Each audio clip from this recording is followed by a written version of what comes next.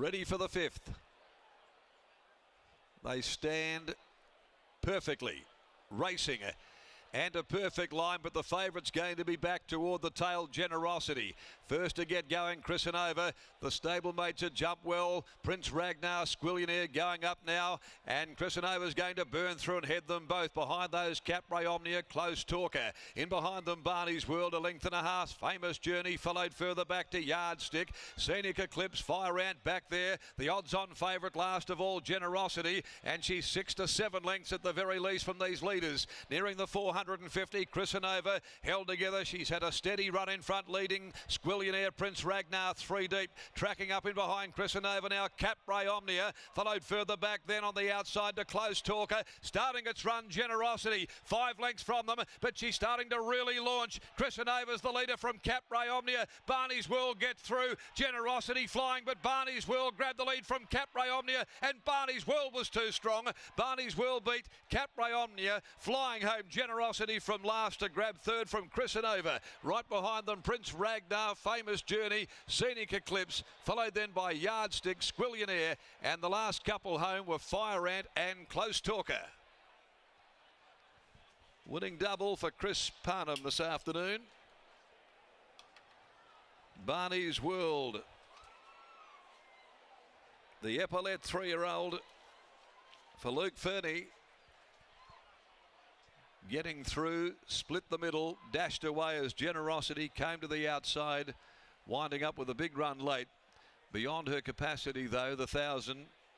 Capray Omnia enjoying a lovely run to the corner, following the leader Chrisanova, holding second, and third home will be Generosity. Fourth, number 4, Chrisanova. The interim numbers are 8, 6, 2, 4, 8, 6, 2 and 4. Barney's World by Epaulette from Lady Marla by Alma Her, owned and trained by Luke Fernie, and the 3-year-old Salutes for the second time in 8 runs, running 57.94 and home in 33.99. 3/4 and a half a length of the margins. The runner-up, Capray Omnia by Headwater, prepared by Dylan Bairstow, Stephen Parnham the rider, and Generosity third by Divine Prophet from Aurabelle in the yard of Simon Miller, and ridden by Josh Parr. So 8, 6, 2, 4, Barney's World coming on there. Progressive 3-year-old, and a bit too good. Was able to follow through toward the inside, as did Capray Omnia, but certainly attacked the line hard, and it was just too much ground to make for Generosity after being back last. Race 6, the Furphy Handicap. The 3-year-olds running over 1,200, and 7 West Coast Express comes out. So we've got 10 to do battle at 2:24. 6, 1, 8 and 2 going with Twain's Angel over Blue Lagoon, resuming an 8 Brave Spirit to rope them in. Our thoughts for race number 6 on the card. In the meantime, let's go to Lockie Taylor. He's about to join us down there in the winner's enclosure after this victory of Barney's World. Just waiting on one of the connections to come across and catch up with him. I think he may have one right about now too, as we head downstairs to Lockie, and Luke joining us in the yard as well. Look at him stride in, Darren. He's a very happy man. Barney's World, the horse he owns outright by himself, a horse that means a lot to you, Luke. What did you make of that win?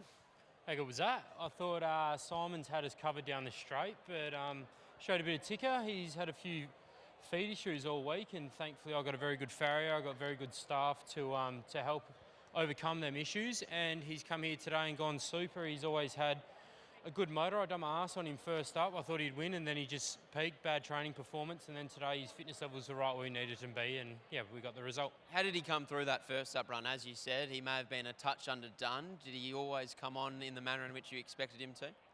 Probably not, now that we've had the feed issues with him, but it just shows the determination, courage that the horse has to want to come to the races and be a racehorse, which is fantastic. He had a red hot crack today. It was a great ride by Chris, and yeah, couldn't be happier. What are his ability levels like? Do you think he can go on with it now and go through the grades, or do you really think he just is a honest horse that tries his heart out?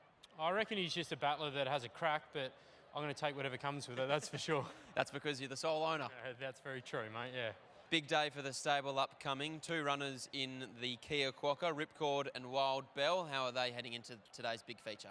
Yeah, super. Couldn't be happy with both of them. It's going to be a great race, great spectacle for everybody else here to watch, and It's high quality horses and everybody loves watching that. Well done here and good luck later today. Cheers, bud. There's Luke Fernie after the win of Barney's World, a horse that has always shown above average ability, Scott, and aided by a lovely ride from Chris Parnham in behind the speed.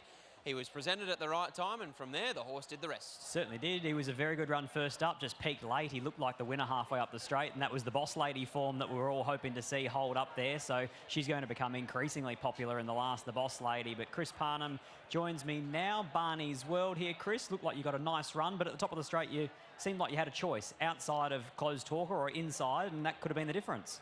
Yeah, we got a lovely run through. Steve seemed to be travelling on the corner, so I elected to go inwards and follow him through. And we got a lovely run through, and he gave a nice kick. So, yeah, we're happy with the result. Only 1,000 metres, but it looks like it takes him a little while to balance up and then hit full speed. Yeah, he does a bit.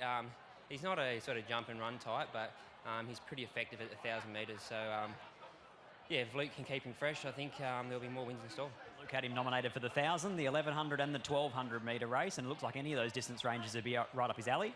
I think so, yeah. Maybe deeper in a prep, he might be looking for more of a 12, but yeah, he's definitely effective at 1,000. Let's talk about Siren Assault and the Karrakatta. Yeah, she's a great chance if we can get a soft run. Bit of a tricky sort of gate in the middle there, but I'd imagine she'll be in the first half of the field, and yeah, hopefully she's good enough to win. Congratulations, well done. Thank you. Chris Parnham combining with Luke Fernie and Barney as well to take out the V&V Walsh Handicap.